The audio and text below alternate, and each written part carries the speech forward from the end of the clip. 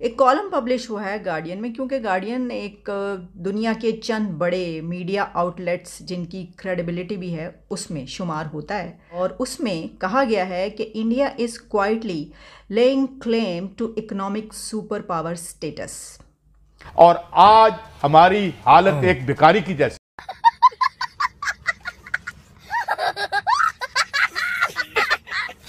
है।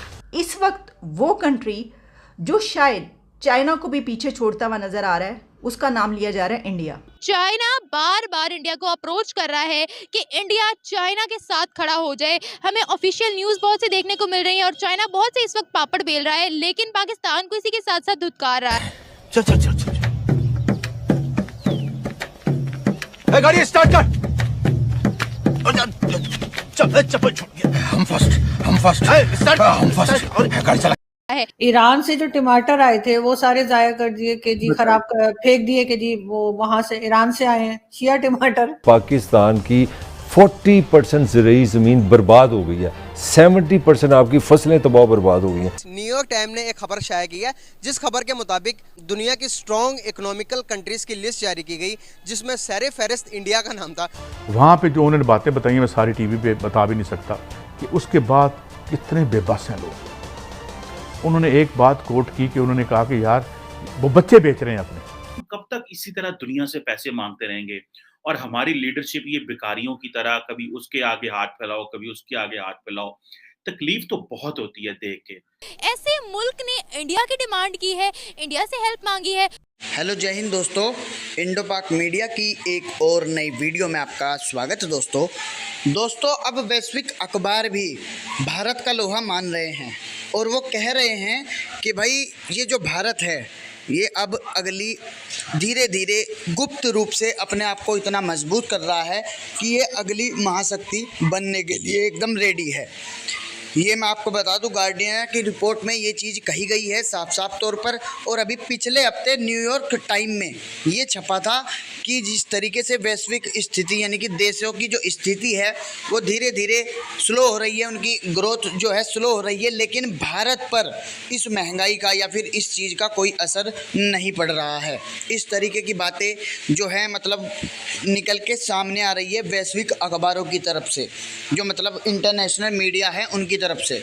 अब देखना यह है जैसे ही ये खबर और वैश्विक अखबार ये लोग अपने जो है भारत की तारीफ कर रहे हैं, भारत की सच्चाई सामने आ रहे हैं, इसी चीज़ को देखकर चीन और पाकिस्तान कहीं ना कहीं संशय में है। और अब चीन भी चाहता है कि भारत से हमारे रिश्ते सुधरें और हम ठीक से अपने रिश्ते चला सकें भारत के साथ।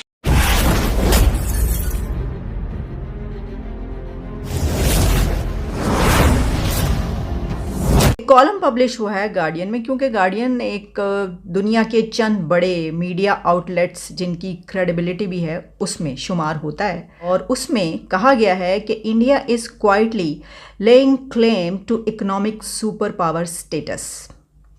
अब इसके ऊपर ऐसा नहीं है कि हमने कभी बात ना की हो, हमने इसके ऊपर तज्जिया किया, लेकिन ये तो हो सकता है कि किसी का अपना अगर कोई पर्सनल एनालिसिस है तो उसके ऊपर कोई दूसरा ये कहे कि ये तो आपका अपना पर्सनल ओपिनियन है, इस पर तनकीद की जा सकती है, इससे इनकार किया जा सकता है, इसको डिनाई किया जा सकता है। वैसे तो गार्डियन में पब्लिश होने वाले आर्टिकल के हवाले से भी हम ये कह सकते हैं, लेकिन क्योंकि दुनिया की चंद बड़े मीडिया आउटलेट्स पे जो पब्लिश होता है, मसलन रॉयटर्स के हवाले से ही कहा जाता है कि उसके ऊपर जो खबर होती है वो कभी भी गलत साबित नहीं होती। तो ये कॉलम इसमें कुछ ऐसी बातें की गई हैं जिससे ये पता चलता है कि दुनिया के लैंडस्केप पे अगर इकोनॉमी की जब हम बात करते हैं तो उसमें इंडिया किस तरीके से आगे बढ़ रहा है। कि जो एक ये बात कही जाती है कि हो सकता है कि मुस्तकबिल करीब में जिन सुपर पावर्स के बारे में बात की जाती है कि ये कंट्रीज़ जो हैं ये दुनिया पे हुक्मरानी करेंगे, उसमें भारत बहुत आगे नज़र आए।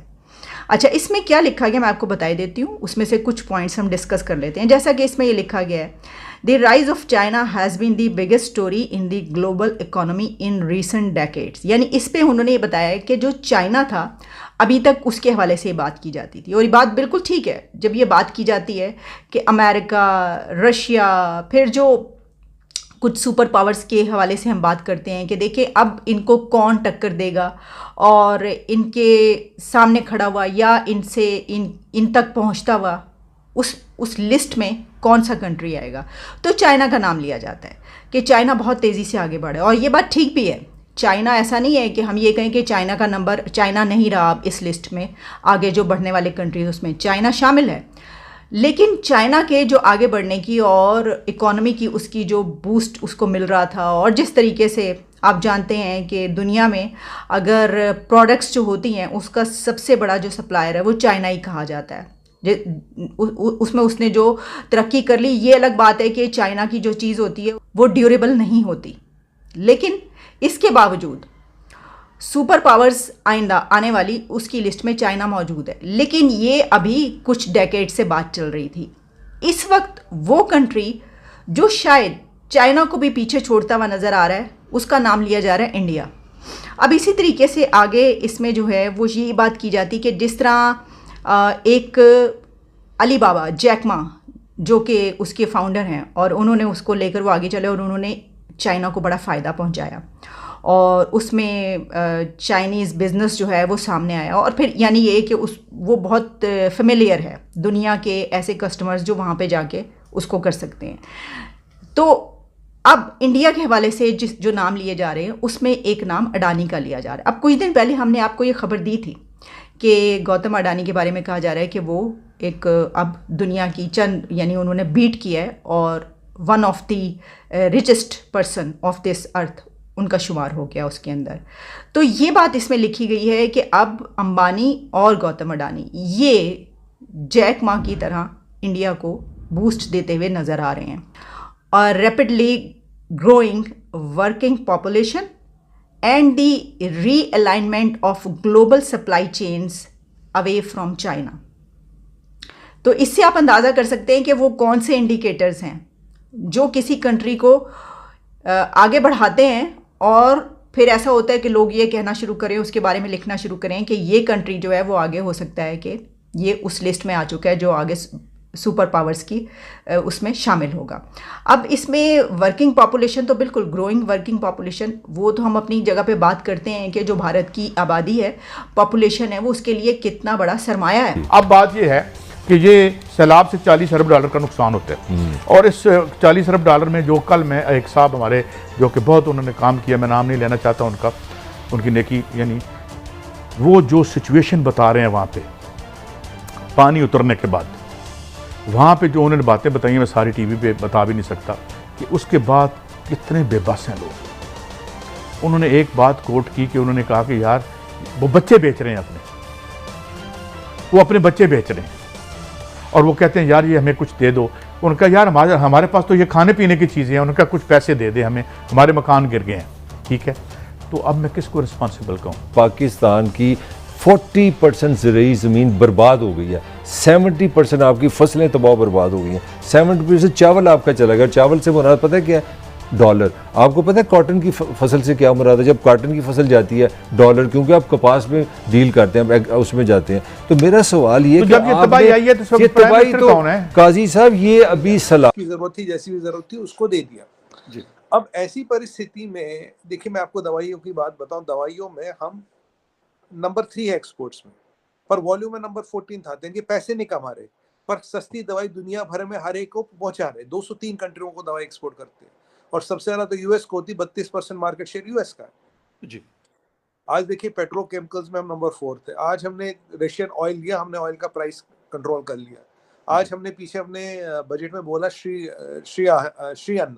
श्री अन्न का मतलब मिलेट्स, जैसे रागी, बाजरा, ज्वार होता है। भारत सबसे ज्यादा मिलेट्स को प्रोड्यूस करता है और इसका सबसे बड़ा नंबर 2 एक्सपोर्टर है। अब हमने बोला वर्ल्ड को कि मिलेट्स को आहार यानी कि फूड साइकिल में लाना पड़ेगा। केवल आप गेहूं और चावल पे अपनी फूड सिक्योरिटीज को एड्रेस नहीं कर पाओगे, क्योंकि मोस्टली गेहूं है, चावल तो हर जगह खाया नहीं जाता। अब देखिए ब्रेड हो, बर्गर हो, पास्ता हो, सैंडविच हो, ये कहीं ना कहीं गेहूं से ही बनता है। और अगर आपकी चीज एक गेहूं पे इतनी डिपेंडेंट है, आपने देखे रशियन यूक्रेन वॉर के बाद क्या क्या परिस्थिति हुई। तो हम दुनिया को ये बता रहे भाई आप एक चीज पे डिपेंड नहीं करते। Millets are full of protein, millets are full of protein, और ये एनर्जी डाइट है।